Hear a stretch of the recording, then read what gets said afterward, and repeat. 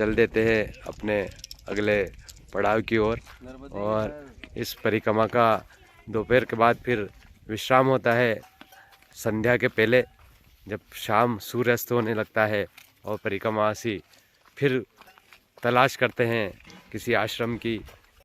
अभी हम आए हैं जो गौरी आश्रम है काकरिया रावेरखेड़ी मार्ग पर, और यहाँ जो नर्मदा परिक्रमा रुकते हैं। तो आज देखते हैं, दोपहरी का भोजन हो चुका है। नर्मदे हर। नर्मदे हर। कहाँ से आप? सनावत से। सनावत से जी।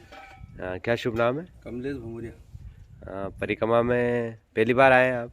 पैदल पहली बार जा रहे हैं। इसके पहले? इसके पहले गाड़ी से 3 बार हो गए। जी, तो कब उठाई परिक्रमा? 3 तारीख को। 3 तारीख को ओंकारेश्वर से। ओंकारेश्वर से। आज चौथा दिवस है। हाँ, पाँचवा। 5वां दिवस। तो बिल्कुल धीरे धीरे चल रहे हैं। मतलब पहले दिन का विश्राम कहाँ हुआ था?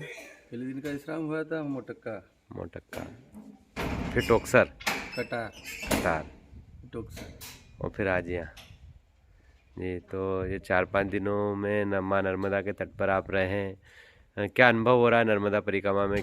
बहुत आनंद आ रहा है। पहले 3 बार जब गाड़ी से परिक्रमा की, उसमें और पैदल परिक्रमा में क्या महसूस होता है? पैदल परिक्रमा में बहुत अच्छा लगता है ज़्यादा। जी, जी। माँ नर्मदा के तट से चलना होता है। चलना होता है, दर्शन होते हैं डेली, परिक्रमा वासियों से मिलना होता है, अन्य क्षेत्रों में जाना होता है, साधु संतों से मिलना होता है। जी हाँ, बाइक से यूँ कहते हैं कि परिक्रमा भले हम उसको गए पर वो एक भ्रमण हो जाता है। जो बाहर सड़क मार्ग से होते होते हम जाते हैं, वो एक भ्रमण हो जाता है। और परिक्रमा का महत्व जानना है, माँ नर्मदा को जानना है, माँ नर्मदा के परिक्रमा में क्या दर्शन अनुभूति होती है, ये सब जानना है तो आपको पैदल ही जाना पड़ेगा। पैदल जाना पड़ेगा। सबसे अच्छा। तो 4-5 दिन में जो आश्रमों में सेवा हो रही है, उन आश्रमों की सेवा के बारे में क्या बताना चाहेंगे आप? कैसी सेवा की जाती है आश्रमों में? बहुत बढ़िया सेवा की जाती है। बिल्कुल माँ नर्मदा की तरफ से सभी सेवाभावी लोग, उनके सैनिक हैं, जितने भी अन्य क्षेत्र हैं और जितने भी लोग सेवा करते हैं, अन्य क्षेत्र के अलावा भी कुछ लोगों ने सेवाएं दे रखी है। कहीं चाय की सेवा है, कहीं भोजन की सेवा है, कहीं बाल बॉक्स की सेवा है, और हर प्रकार से मदद भी करते हैं। किसी को कुछ चाहिए, कपड़े, सामान, जूते, मुझे जो भी लगता है व्यवस्था हो जाती है। सब व्यवस्था माई के तट पर आने के बाद आपको जिस चीज़ की ज़रूरत है वो सभी उपलब्ध हो जाती है। सभी उपलब्ध हो जाती है। हाँ, अकेले ही कर रहे हैं आप परिक्रमा का? नहीं, हम 2 जने पति पत्नी हैं। अच्छा, साथ में ही कर रहे हैं जी।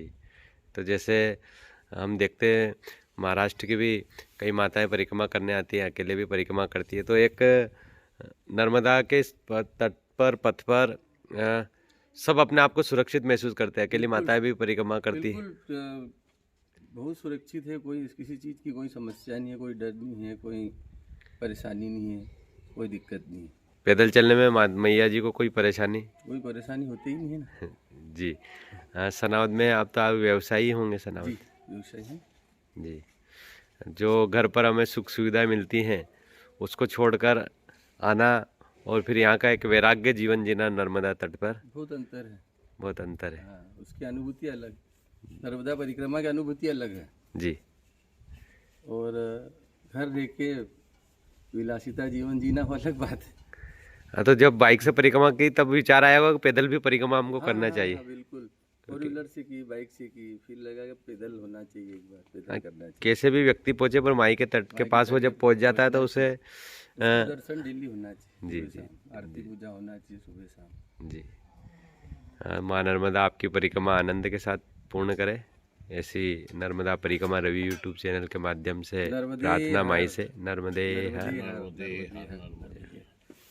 आश्रम में इस तरह विश्राम होता है और उसके बाद भोजन प्रसादी के बाद परिक्रमासी चल देते हैं अपने अगले पड़ाव की ओर।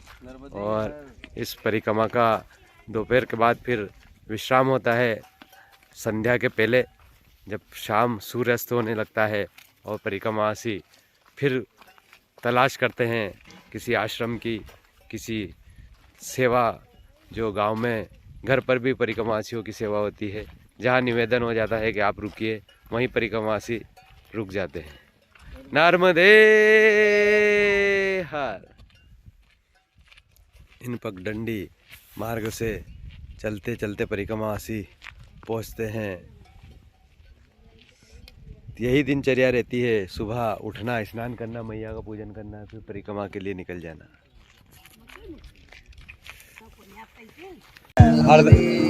हरदा जिले से लगी 2 घंटे से रावेत